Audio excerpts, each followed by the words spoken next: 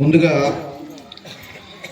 పరలోకంలో ఉన్న క్రీస్తుకి ఈ ప్రపంచంలో ఉన్న దైవ జనులందరికీ చర్చిలన్నిటికీ వినపడే విధంగా హ్యాపీ క్రిస్మస్, హ్యాపీ క్రిస్మస్. ఇదేనా రంగారెడ్డిపాలెం శక్తి? ఇదేనా ఈ పల్లె శక్తి? వినపడాలి. Happy Christmas, happy Christmas, merry Christmas, merry Christmas.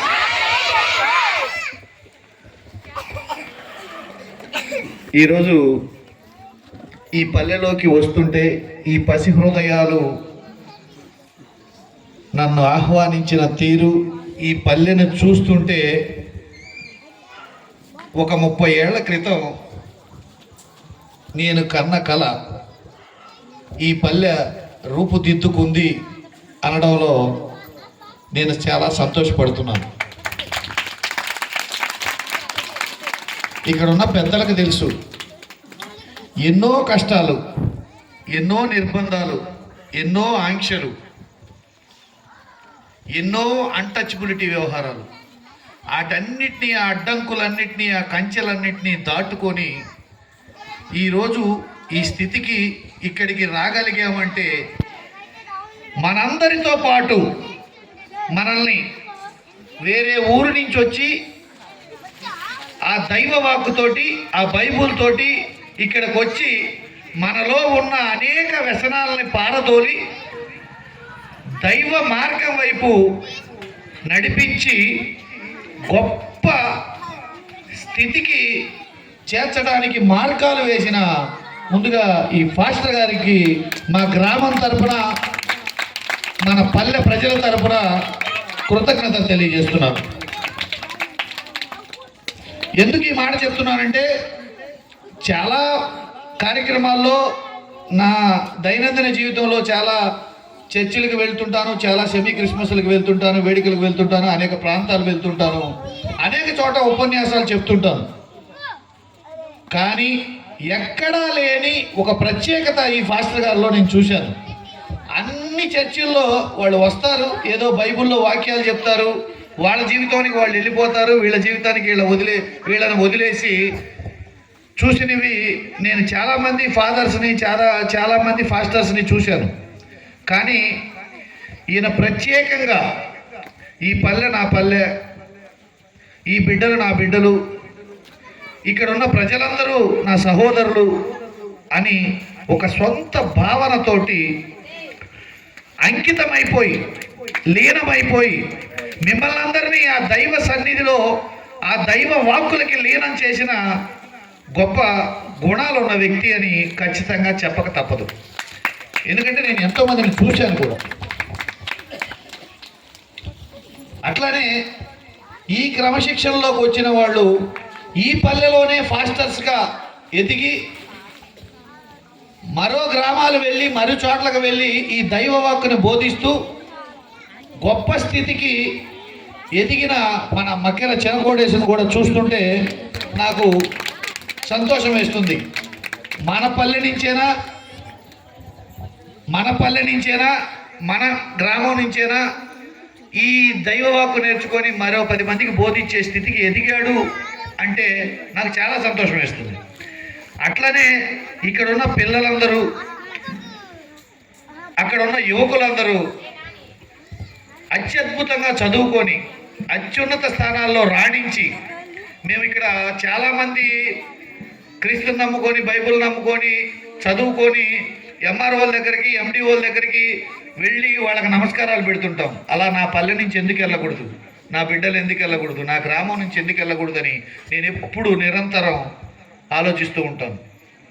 చదువు మనకి జ్ఞానాన్ని నేర్పుతుంది, ఆ జ్ఞానానికి శక్తి బైబిల్ ఇస్తుంది. కాబట్టి మీరందరూ క్రమశిక్షణతో బాగా చదువుకోండి, ఉన్నత స్థాయికి ఎదగండి. ఉన్నత స్థాయికి ఎదిగి ఈ పల్లె యొక్క వాణిని రాష్ట్ర వ్యాప్తంగా వినిపించాలని నేను కోరుకుంటున్నాను.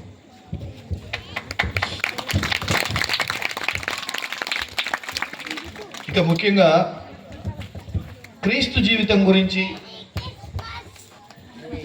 నేను తెలిసిన విషయాలు. బేసికల్గా నేను హిందువుగా పుట్టిన, హిందువుగా జీవిస్తున్నా, నిత్యం ఇంట్లో పూజలు చేస్తున్నా, నాకు కష్టం వచ్చిన ప్రతిసారి, ఆపద వచ్చిన ప్రతిసారి మొట్టమొదటిగా తలుపు తట్టి నా కోసం ప్రేయర్ చేస్తూ, నా కోసం ప్రార్థనలు చేస్తూ నా మదిలోకి వచ్చిన వాక్యమే బైబిల్ వాక్యం.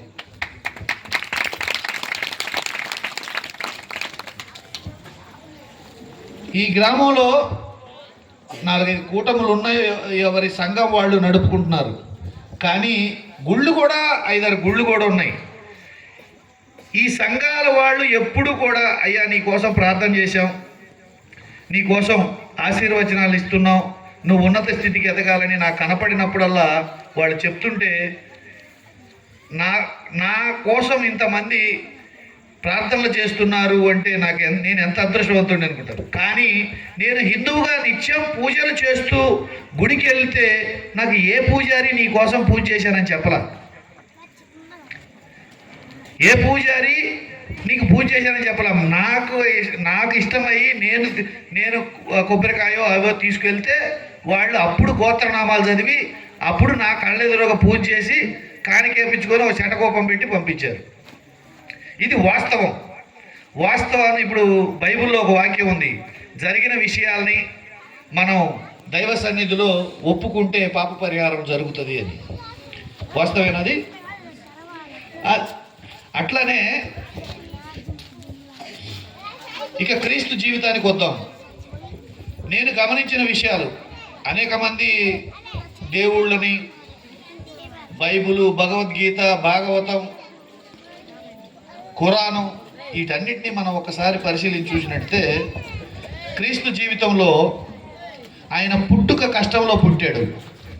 ఆయన జీవితం ఒంటరిగా జీవించాడు, ఒక్కడే.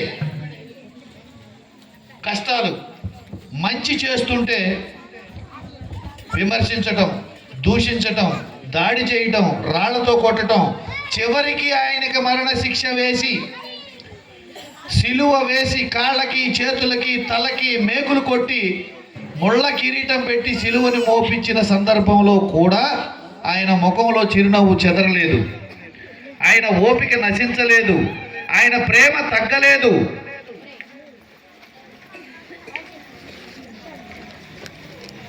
ఇవన్నీ గమనించిన తర్వాత ఆయనలో నేను నేర్చుకున్నది ఏంటంటే ఓర్పు, సహనం, దయాగుణం, దానగుణం, క్షమాగుణం, సేవాగుణం.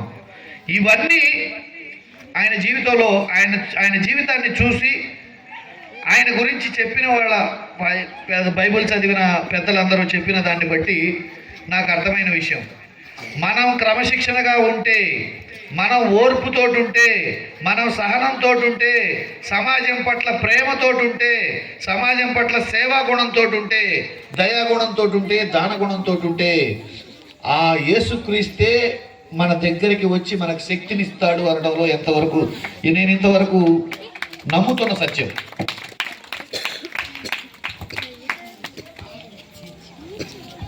ఆయన జీవితం ఎన్ని కష్టాలు అనుభవించినా ఈరోజు సుమారు 2025 సంవత్సరాలకు పూర్వం పుట్టిన ఆయన పుట్టినరోజుని ప్రపంచంలో ఉన్న జనాభాలో అత్యధికులు ఈరోజు సెమీ క్రిస్మస్ అవ్వచ్చు, ఆయన క్రిస్మస్ అవ్వచ్చు, పుట్టినరోజు వేడుకలు జరుపుకుంటున్నారంటే ఆయన ప్రేమ ఎంత గొప్పది, ఆయన చేసిన త్యాగం ఎంత గొప్పది. అందుకే ఈ ప్రపంచాన్ని ఆయన ఏలుతున్నాడు.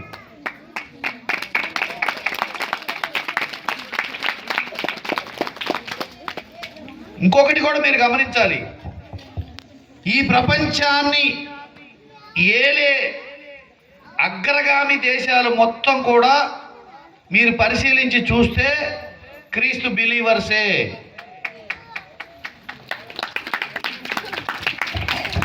ప్రపంచ జగజ్జేత అలెగ్జాండర్ కూడా క్రీస్తు బిలీవరే.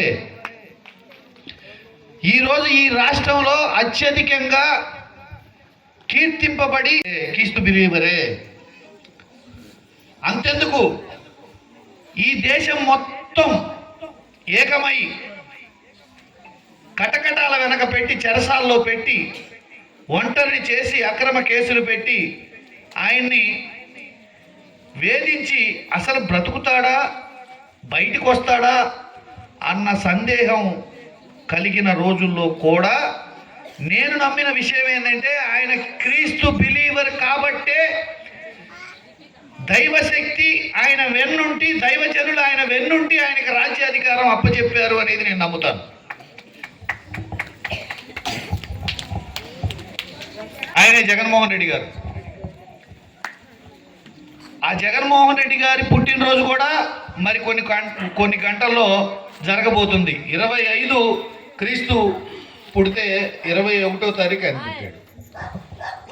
ఇది ఎందుకు చెప్తున్నాను నేనంటే, రాజకీయాల కోసమో ఇంకో దానికోసమో కాదు, కేవలం క్రీస్తుని నమ్ముకున్న వాళ్ళని ఆయన ఎంత శక్తివంతంగా ఆదుకుంటాడు అని చెప్పడం కోసం మాత్రమే ఈ విషయాన్ని చెప్తున్నాను. నేను చాలామందిని చూస్తుంటాను, ఏ కుటుంబం కష్టాల్లో ఉందో, ఎవరు ఒంటరిగా ఉన్నారో, ఎవరిని ఈ సమాజం వేధిస్తుందో వాళ్ళ ఇంటికి మొట్టమొదటిగా వచ్చేది బైబులే. అది కులరహితంగా, మతరహితంగా, ప్రాంతరహితంగా వాళ్ళ ఇంటికి మొట్టమొదటిగా బైబుల్ వస్తుంది. బైబుల్ నేను చూశాను, చాలా చాలా ఈరోజు హిందువుల ఇళ్లలో చూశాను, నా గ్రామంలో చూశాను, నా సహచరుల ఇళ్లలో చూశాను, ప్రపంచంలో చాలా చోట్ల చూశాను. ఎవరైతే కష్టాల్లో ఉంటారో, ఎవరైతే ఒంటరిగా ఉంటారో, ఎవరైతే ఈ సమాజం పట్ల వేధింపబడుతూ ఉంటారో వాళ్ళకి శక్తిగా నేనున్నాను అని మొట్టమొదటిగా వాళ్ళ చేతులకు బైబిల్ వస్తుంది. ఆ తర్వాత కాలక్రమేణా వాళ్ళ జీవితం మారుతుంది. ఆ తర్వాత కాలక్రమేణా వాళ్ళ కష్టాలు మారుతున్నాయి. నేను గమనిస్తున్నాను ఇవన్నీ. యాక్చువల్గా ఇవన్నీ నేను ఇక్కడికి వచ్చాను కాబట్టి, ఏదో ఇక్కడ చెప్పాలి కాబట్టి చెప్పట్లేదు. నేను బేసికల్గా హిందువుని. ఇదిగో నా నుదుటిని ఇప్పుడు కూడా బొట్టుంది, పూజ కూడా చేసి వచ్చా. కానీ కొన్ని సత్యాలు జరుగుతున్నాయి, కళ్ళెదురుగా చూసి నేను నమ్మాలి, వాటిని 10 మందికి చెప్పాలి. ఆ చెప్పినప్పుడే ఆ వాటి యొక్క గొప్పతనం 10 మందికి వ్యాపిస్తుంది, ఆయన ప్రేమ 10 మందికి దక్కుతుంది. ఆ ప్రేమ దక్కిన వాళ్ళే శక్తివంతులు అవుతారు, శక్తివంతులు అయిన వాళ్ళే గొప్పవాళ్ళు అవుతారు. ఇది నేను నమ్ముతున్నాను. అంతెందుకు, ఈ పల్లెలో మీరందరికీ తెలుసు జీవితానుభవం. అక్కడ ఉన్న పెద్దోళ్ళు 70-80 ఏళ్ల వాళ్ళ దగ్గర నుంచి కూడా, ఈ పసిపిల్లల దగ్గర నుంచి కూడా ఈ పల్లె ఒకప్పుడు ఎలా ఉంది, ఎన్ని కష్టాలు అనుభవించారు.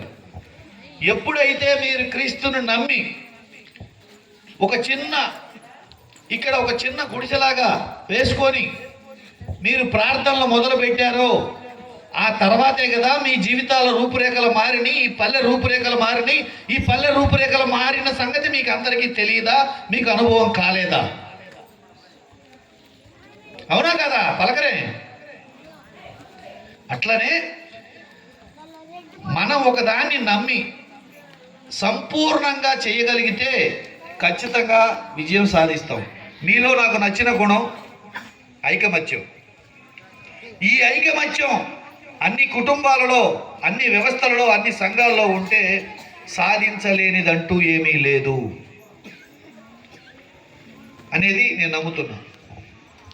కాబట్టి మీరు క్రీస్తుని వేడొద్దు,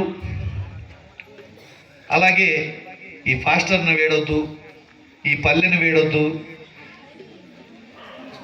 వీటన్నిటినీ పట్టుకొని జీవితంలో ప్రపంచ స్థాయికి ఎగబాకాలని నేను అనుకుంటున్నాను.